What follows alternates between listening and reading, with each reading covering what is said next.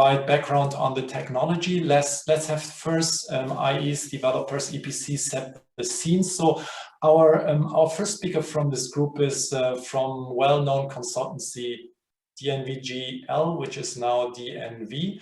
I'm happy to welcome Cesar Hidalgo, who's the principal engineer for solar at DNV. He started his career long ago in the oil and gas sector, but turned early on to renewables. He began working with DNVGL in 2000, working in several positions, including senior independent engineer in Spain, America, and Latin America, representative for DNV's wind farmer software, and also responsible for training course in Spanish, and he also led an international solar team, among others. Cesar will talk to us today on a very important topic, and that is tracker bankability and how to mitigate investment risk in tracker technology.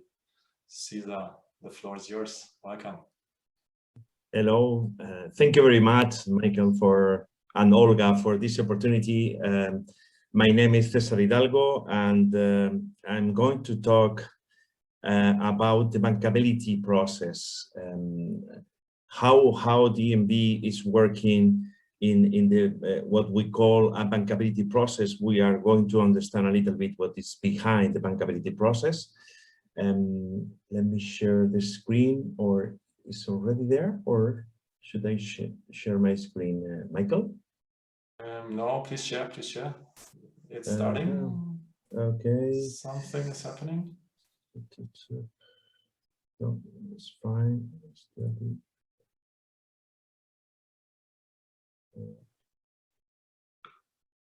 Sorry, I have too many windows, the screens at the same time. Here we go. So let's put in presentation mode. Now it should be fine, right? Okay. Yes, absolutely. Okay, good. So I'm going to introduce a little bit about my company, DNV, just a small introduction. I'm going to talk about what is bankability, the meaning of bankability, what are the aspects that we are going to review in a bankability process, and within this aspect, we are going to zoom into the main items, items like the building codes for the structural calculation, the dynamic analysis, the certifications, if it is the tracker manufacturer responsible for the installation, and also I'm going to give the output of our experience with the new backtracking algorithms that are now in the market. At the end, I will give a small conclusion. I have to say that Olga has spoken already about a few things, so probably I will say Olga a few times in my slides. So let's move to the small introduction about DNV. DNV is involved, DNV Energy System Solar. We are involved in pretty much all the phases of a solar project, from feasibility until operation of the plant. We are helping our customers, assessing our customers in all the process. So just to give you some numbers, in our review in Iberia and Latin America, where I'm working mainly in these areas, we have an experience of 2.5 gigawatts. That is approximately more than 160 projects in recent years for financing processes. And then for refinancing processes, we have been involved in 0.6 gigawatt of projects. That is approximately more than 70 projects. So that is just to give you an idea about the figures of DNV. So let's move to the main topic of my presentation, bankability. Wow, what is bankability? When I discuss with my colleagues what's the meaning of bankability, we as technical people, we try to put a lot of things on the bankability. It's a big quantity of ideas. However, if you ask to the banks that are at the end is the name bankability is coming from them, we ask a major bank, and the definition, I would like to read it as he said, bankability means that the bank is convinced to the greatest possible extent that the cash flows are stable and the loan will be repaid. So if you look at this definition, the most important thing is stable and secure cash flows. That is what is bankability's meaning for the banks. So if we want to be sure about the stable and secure cash flows, there are many items, technical items that we should review in order to give this bankability review. So what are these items? Here in this slide, I have tried to summarize, to condense a little bit all the aspects. We go for certifications, we go for the analysis of the raw materials, of course. So the quality of a group of components is basically the quality of each of the components. So that is why it's important to go to the raw materials. Then we analyze if the design is adequate for the site conditions. So the trackers, and this is an important message, the tracker are not a commodity that you can buy, you can put everywhere. The trackers are for a specific site condition. So one tracker for your PV plant in France cannot be used directly in Atacama Desert. You know, you have to recalculate many things in order to test and to be totally sure that the tracker is adequate for the site conditions. So we also look to the operation and maintenance capabilities. We also look to the lifetime expectation of the tracker. And then in the lifetime expectation probably is another item for debate, because some people are considering 25 years, other people, they are more than 25 years. So this is another point for debate. Regarding another important part in the bankability process is the manufacturing, how the manufacturing quality control is applied. So we look at the quality instructions, the traceability of the components, the health and safety regulations, the bill of materials, the logistics, very important, the logistics today, because especially when the tracker manufacturer are not taking responsibility of some components, and then they are delivered to your site directly without going to the manufacturing facility. So it's important that they have a good logistic in place in order to be sure that everything is delivered in time and in quality. And also, but not less important, the after-sale department. So I have been in some projects in remote countries where you don't have any after-sale department. So if you have any problem, it's going to be more difficult. So you need to try to negotiate a little bit what is going to be the after-sale department. Then if we have analyzed all these things, there is still a couple of things to look at. The warranty terms. It's important that even if you have a good quality tracker in all the aspects above, your warranty is market standard or even above market standard. Okay, so this is important to look at the warranties condition terms, and especially at the exclusions of the warranty. The small letter of the warranty. And then finally, but I think it's really, really important today for the trackers is to look at the track record and operating history. And I'm not talking about track record of the product only, but also of the company itself. So you should look also at the track record, because we will mention in some slides after, we will mention why is so important, the track record, okay, in the case of trackers. So at the end of the day, in the process, bankability process of DNV, we are analyzing about 80 items, technical items that we group in 24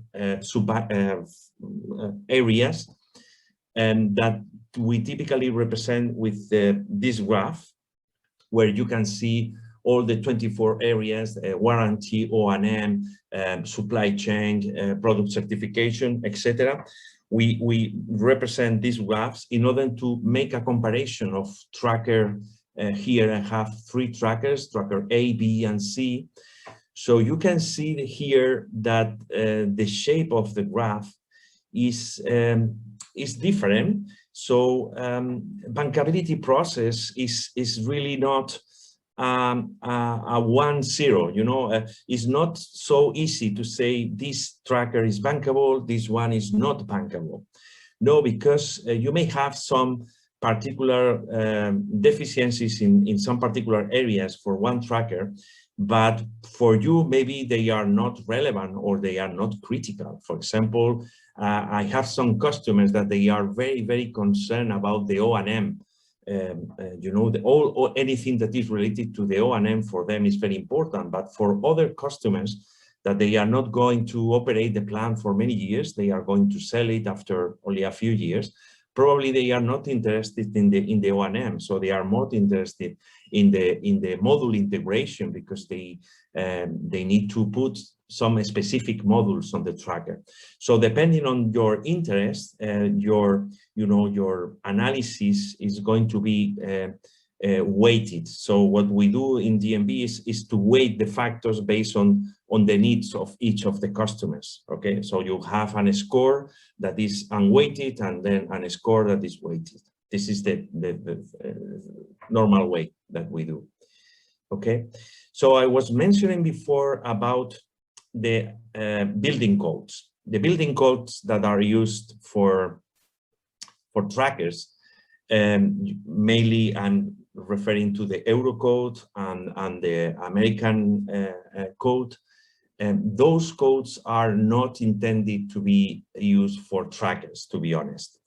One of the big differences is about flexibility. The trackers are flexible structures with a natural frequency between 1.5, 3 years, even a little bit more, but they are flexible. However, with these natural frequencies, a normal building will be considered as a totally non-flexible structure in the existing building codes. So you need to analyze more things with the trackers. And here I have a picture of a finite element joint between 2 torque tube sections. So in the trackers industry, you have to move now to the finite elements, to the detail, in order to detect, you know, any concentration of efforts that may provoke some kind of fatigue in the future. So that's becoming the standard in the industry. So you need to undertake these finite elements. And then the second point in my slide here is about wind tunnels that Olga was speaking before. Today, they are considered totally necessary, static wind tunnels and dynamic wind tunnels. The dynamic wind tunnels are used in order to characterize the aeroelastic instability of the trackers. Aeroelastic instabilities that are called in several aspects: buffeting, torsional flattering, galloping, torsional divergence. So there are many aspects in the aeroelastic instability that has to be analyzed in a dynamic wind tunnel. And the main question here is why the aeroelastic instability is so important in trackers. Because when the tracker is receiving the energy from the wind, the tracker, if it is well designed, all this energy should be dissipated on the ground, you know. However, if there is a poor design, then the energy from the wind can be amplified, and then this amplification of the loads can produce, you know, the catastrophic failure. We have seen catastrophic failure in Spain and other countries because of these aeroelastic instabilities at relatively very low wind speeds. We are talking about 25 kilometers per hour, 30 kilometers per hour. you can have at 25 kilometers per hour this phenomenon, and then your tracker can be collapsed. So that is why it's so important that the aeroelastic instability is well analyzed during your structural calculation phase. Another point that was, and here I'm linking to the Olga presentation, I'm referring to the two UL and IEC standards that are typically used in the tracker industry. These standards are not covering anything about structural calculation. So please don't take a tracker with this standard and don't look at the structural calculation, because you need to have a look at the structural calculation. So that this was so important. And none of these standards are covering the long-term life expectation, because the IC standard is designed to detect more infantile problems, not the long-term problems. So unfortunately, certifications are not enough.